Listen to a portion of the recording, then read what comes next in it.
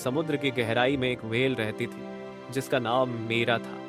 वह अपनी विशालता और सौम्यता के लिए जानी जाती थी, लेकिन उसमें एक खास बात थी, उसकी असीम जिज्ञासा।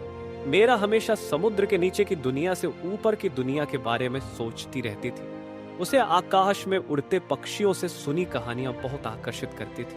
आकाश में रंग बिरंगे सूरज, पहाड़। मीरा का दिल हर बार इन कहानियों को सुनकर और भी बड़ा हो जाता था।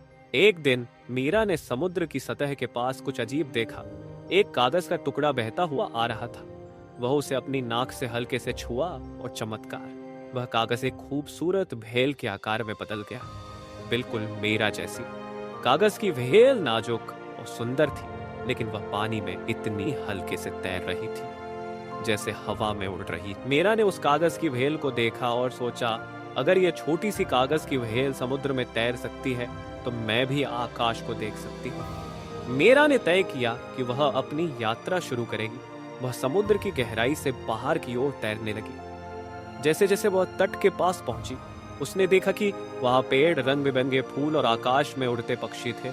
सूरज की किरणें उसकी पीठ पर पड़ रही थी और एक हल्की हवा उसे छू रही थी। यह वह दुनिया थी जिसे वह हमेशा से देखना चाहती थी, रंग बिरंगी, उज्ज्वल और अनमोल। मीरा ने महसूस किया कि आकाश और समुद्र दोनों ही अपनी सुंदरता में अद्भुत हैं। उसने समझा कि सपने सच होते हैं अगर हम उन्हें पूरा करने का साहस रखते हैं। कागज की बेल ने उसे यह सिखाया कि कभी भी अपने सपनों को छोटा मत समझो, क्योंकि छोटे कदम भी बड़ी यात्रा की शुरुआत हो सकते हैं। मीरा की यात्रा खत्म नहीं हुई। वह फिर से समुद्र में लौट आई, लेकिन अब वह पहले से कहीं ज्यादा समझदार और खुश थी, क्योंकि उसने अपनी दुनिया से बाहर की दुनिया को देखा था।